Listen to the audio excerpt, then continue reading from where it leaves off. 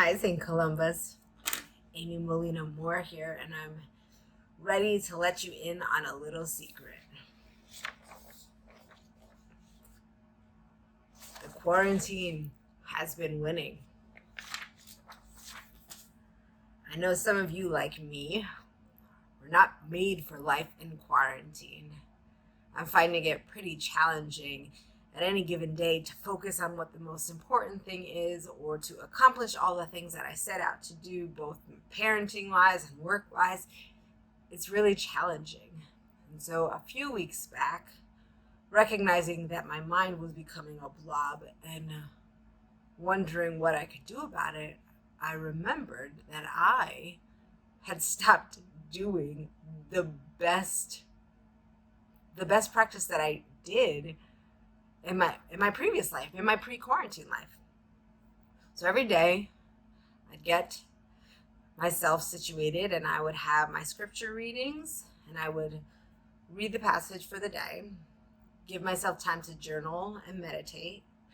And then right after that, I would pivot to my to-do list and my day's tasks.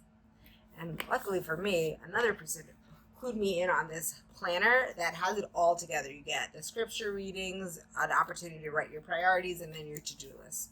Brilliant. Wonderful. Well, pre-quarantine, I had forgotten it in my office. And so I wasn't engaged in this practice, this sort of life-saving practice that I had started last year. And then a few weeks back, I got back into my office, I took my magical planner, and I came home. And wouldn't you know it, the first day that I carved out time to read scripture and to pray and to journal and to make my to-do list all in one day, yeah, that took about like 15-20 minutes. And the rest of my day, I was so productive. I got everything on my to-do list done. And it was this perfect reminder that, oh yeah, the fundamentals, they don't take extra time. They take the time they need, and then everything else takes less time. So my charge, my wondering is maybe you need a practice of scripture reading, journaling, and then pivoting to your to-do list in order to help you sort of make sense of this time too. And if you're wondering, well, Amy, that's great, but I don't even know where to read in the Bible. Totally fine. The Book of Common Prayer actually has that figured out for you. I imagine that many of you know this, but some of you probably don't, and that's okay. Our Book of Common Prayer has a Bible verse and Bible passages to read every day of the year.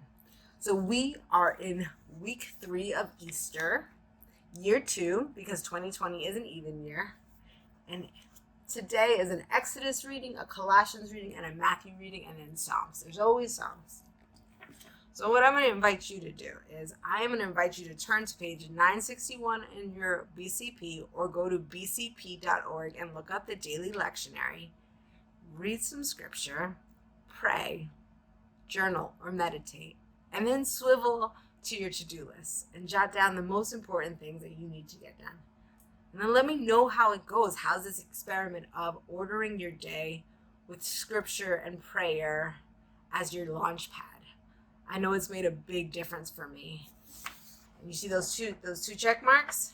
That's when I got back on the wagon.